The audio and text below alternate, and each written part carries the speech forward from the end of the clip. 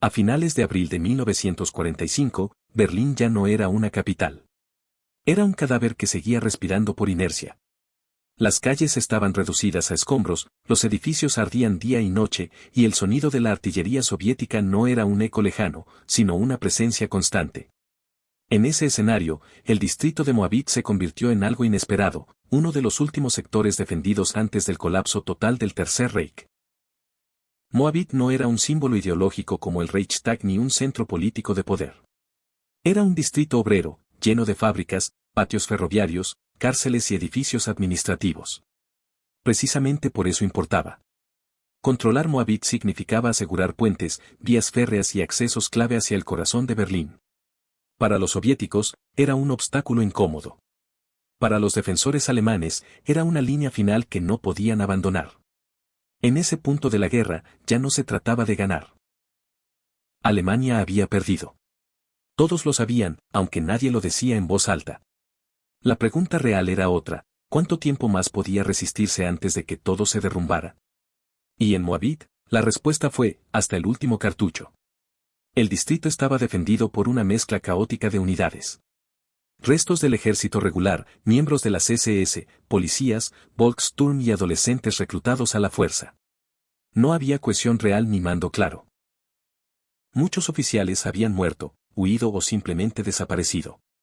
Aún así, las órdenes seguían llegando: resistir, aguantar, no retroceder. Berlín debía convertirse en una fortaleza, aunque ya no tuviera muros. Mientras tanto, el ejército rojo avanzaba con una fuerza abrumadora. Tropas endurecidas tras años de combate brutal, con una sed de victoria alimentada por el recuerdo de ciudades arrasadas y millones de muertos. Para ellos, Berlín no era solo un objetivo militar. Era el final de una guerra que había comenzado con la invasión alemana de su tierra. Y Moabit estaba en su camino. Los combates comenzaron como todo en Berlín, de forma fragmentada y caótica. No hubo una línea de frente clara. Un edificio podía estar en manos alemanas mientras el de enfrente ya había sido tomado por los soviéticos. Los sótanos, las escaleras y los patios interiores se convirtieron en campos de batalla improvisados. Cada metro se disputaba como si fuera el último. La geografía urbana de Moabit jugó un papel clave. Sus calles estrechas, sus patios cerrados y sus edificios industriales ofrecían posiciones defensivas ideales.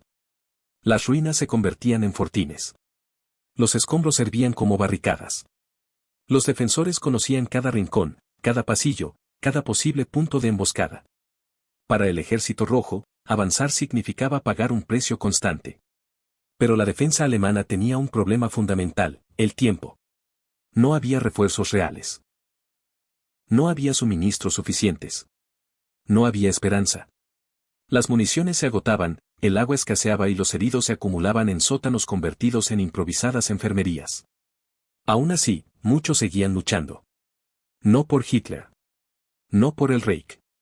Sino por miedo, por inercia o porque rendirse parecía igual de aterrador. Los civiles quedaron atrapados en medio. Familias enteras se refugiaban en sótanos mientras el combate se desarrollaba sobre sus cabezas. Cada explosión hacía temblar los muros. Cada silencio prolongado era una amenaza. Moabit no solo era un campo de batalla militar, era un espacio donde la vida cotidiana había colapsado por completo. A diferencia de otros sectores de Berlín, donde la resistencia se desmoronó rápidamente, Moabit se sostuvo más de lo esperado. No por su valor estratégico a largo plazo, sino porque se convirtió en un punto donde la caída final se retrasó a base de violencia pura. Los soviéticos tuvieron que limpiar edificio por edificio, habitación por habitación. Un avance lento, sangriento y agotador. Con cada día que pasaba, la situación se volvía más desesperada. Las órdenes desde el alto mando alemán seguían siendo irreales, desconectadas de lo que ocurría en las calles. Resistir hasta el final. No ceder terreno. No negociar. Pero en Moabit, la realidad ya había superado cualquier discurso. El Reich estaba colapsando, aunque sus últimos defensores aún no lo aceptaran del todo. Este distrito no sería recordado en los grandes libros de historia como Stalingrado o Normandía. No hubo una gran batalla decisiva ni una maniobra brillante.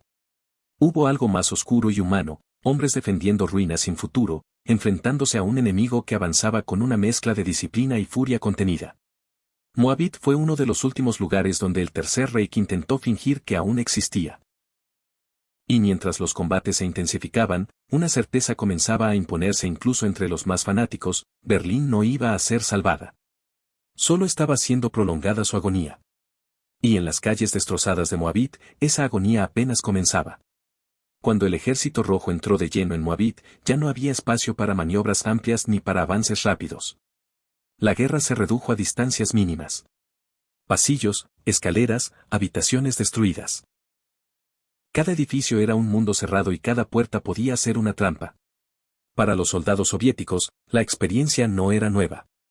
Stalingrado les había enseñado cómo se pelea una ciudad hasta convertirla en polvo. Para los defensores alemanes, en cambio, aquello era el final de todo lo que conocían. Los combates se daban a cualquier hora. No existía un frente estable. Un bloque podía caer por la mañana y ser contraatacado por la tarde. Las unidades se fragmentaban constantemente. Un pelotón quedaba aislado en un edificio mientras el resto era empujado calle abajo. Las órdenes, cuando llegaban, lo hacían tarde o no tenían sentido. En muchos casos, los soldados tomaban decisiones por pura supervivencia. Moabit estaba lleno de edificios administrativos, patios ferroviarios y complejos industriales. Estos espacios se transformaron en fortalezas improvisadas. Las fábricas ofrecían muros gruesos, estructuras metálicas y múltiples niveles desde donde resistir. Los alemanes utilizaban sótanos y túneles para moverse sin ser vistos, apareciendo de repente para abrir fuego y desaparecer otra vez. No era una defensa elegante, pero era efectiva para retrasar al enemigo. El ejército rojo respondió con su método habitual en combate urbano avanzado. Avanzar con infantería apoyada por artillería directa. Demoler posiciones sospechosas. No dejar edificios sin asegurar. Cada avance se hacía pagando un precio alto, pero constante. Para los soviéticos, el objetivo ya no era conservar la ciudad, sino atravesarla. Berlín debía caer completa, sin espacios ambiguos a la retaguardia. Las bajas aumentaban en ambos bandos. Los heridos se acumulaban en sótanos oscuros, sin anestesia suficiente ni personal médico. Muchos morían horas después por infecciones o hemorragias que nadie podía detener. Los civiles compartían esos refugios con soldados armados, heridos y aterrados. La línea entre combatiente y no combatiente se desdibujaba por completo. En los defensores alemanes comenzó a notarse algo distinto. No era valentía ni fanatismo puro. Era agotamiento. El cansancio físico y mental de luchar por ruinas que ya no representaban nada. Algunos seguían combatiendo por miedo a represalias. Otros porque no sabían cómo rendirse. Y algunos porque, simplemente, no concebían un mundo después de ese momento. Los adolescentes del Volkssturm, armados con fusiles viejos y armas antitanque improvisadas, enfrentaban a soldados soviéticos curtidos por años de guerra. La diferencia era brutal. Muchos caían en sus primeros enfrentamientos. Otros huían al primer bombardeo cercano. Moabit se llenó de escenas caóticas, sin heroicidad, sin gloria, solo violencia cruda y desordenada. A medida que el cerco se cerraba, la defensa alemana comenzó a romperse en pequeños núcleos aislados. Un edificio aquí, una fábrica allá, una calle defendida por unos cuantos hombres sin contacto con nadie más. El concepto de sector dejó de existir. Lo único que quedaba eran puntos de resistencia que caían uno a uno. Los soviéticos avanzaban con una mezcla de disciplina y furia contenida.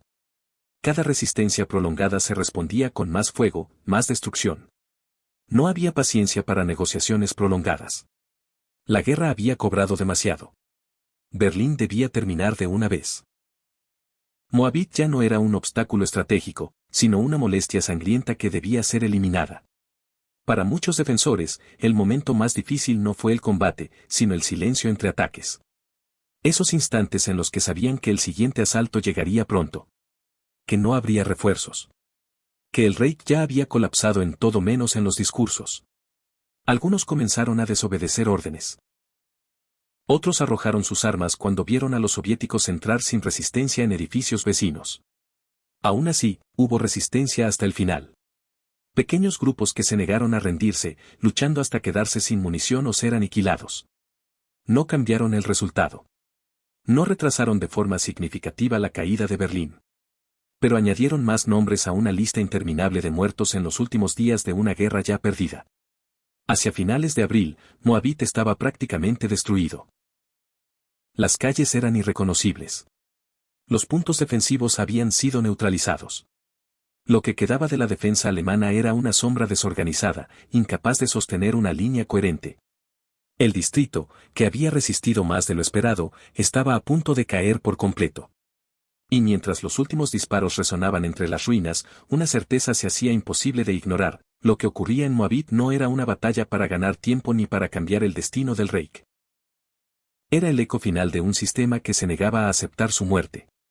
En la siguiente parte, esta historia se cierra con el colapso definitivo del distrito, la rendición implícita, el impacto humano del final y por qué Moabit representa mejor que ningún otro lugar cómo murió realmente el Tercer Reich. La caída de Moabit no llegó con una gran rendición formal ni con banderas blancas ondeando desde los edificios. Llegó de forma más silenciosa y fragmentada. Un grupo que dejaba de disparar. Otro que huía hacia el interior de la ciudad. Un sótano que abría sus puertas porque ya no tenía municiones, ni órdenes, ni sentido seguir resistiendo. Así terminó uno de los últimos sectores defendidos de Berlín, no con un colapso dramático, sino con una desintegración lenta y humana. Para finales de abril, la defensa alemana en Moabit ya no existía como estructura militar. Lo que quedaba eran hombres aislados, muchos inoficiales, sin contacto con otros grupos y sin información real de lo que ocurría fuera de su calle. Algunos todavía creían que habría una contraofensiva imposible. Otros ya sabían la verdad, pero seguían luchando porque no veían una salida clara. La guerra se había reducido a decisiones individuales tomadas en medio del caos. El Ejército Rojo terminó de asegurar el distrito edificio por edificio. No había prisa estratégica, pero tampoco indulgencia.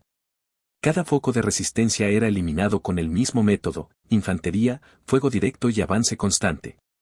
Cuando el silencio finalmente se impuso, Moabit ya no era un distrito reconocible. Era un campo de ruinas humeantes, atravesado por columnas de soldados y civiles desplazándose entre escombros. Para los civiles, el final no trajo alivio inmediato. Salieron de los sótanos desorientados, exhaustos, sin saber qué había pasado con sus vecinos, con sus familias, con su ciudad. Muchos habían pasado días enteros sin luz ni agua, escuchando combates sin entender quién ganaba o perdía. Cuando todo terminó, Berlín ya no era su hogar. Era un lugar irreconocible donde solo quedaba reconstruir o marcharse. En términos militares, Moabit no cambió el resultado final de la guerra. Berlín cayó pocos días después. Hitler ya estaba muerto. El Reich había dejado de existir. Pero Moabit importa porque muestra cómo murió realmente el Tercer Reich, no en un solo momento decisivo, sino desangrándose barrio por barrio, edificio por edificio, mientras seguía ordenando resistencia sin sentido. La defensa de Moabit no fue heroica en el sentido clásico. Fue trágica. Representó el choque entre una ideología que se negaba a aceptar la derrota y una realidad que ya no podía ser ignorada. Jóvenes sin experiencia, soldados agotados y civiles atrapados pagaron el precio de esa negación. No defendían una victoria posible. Defendían una ficción. Para el Ejército Rojo, la toma de Moabit fue un paso más hacia el final, pero también un recordatorio del costo humano de cada metro avanzado. Aunque la victoria estaba asegurada, cada distrito cobrado con sangre reforzaba una verdad incómoda: incluso cuando la guerra está ganada, aún puede matar. Moabit no aparece con frecuencia en los grandes relatos del final de la Segunda Guerra Mundial. No tiene el peso simbólico del Reichstag ni la carga política del búnker de Hitler. Pero precisamente por eso es clave. Porque ahí no se defendía un símbolo. Se defendían ruinas. Y eso lo convierte en una de las imágenes más honestas del colapso total del Reich. Cuando el último disparo se apagó en Moabit, no se cerró solo una batalla menor. Se cerró una forma de guerra, una forma de obediencia y una forma de negación. Lo que quedó fue una ciudad rota y millones de personas enfrentando las consecuencias de un régimen que había llevado la resistencia más allá de cualquier lógica. Por eso Moabit es una batalla olvidada. No porque fuera pequeña, sino porque obliga a mirar el final sin romanticismo. A aceptar que el Tercer Reich no cayó de golpe, sino que se desmoronó lentamente, arrastrando consigo a quienes aún creían que resistir hasta el final tenía algún significado. En las ruinas de Moabit, Berlín ya no luchaba por ganar. Solo estaba aprendiendo, demasiado tarde, cómo se siente perderlo todo.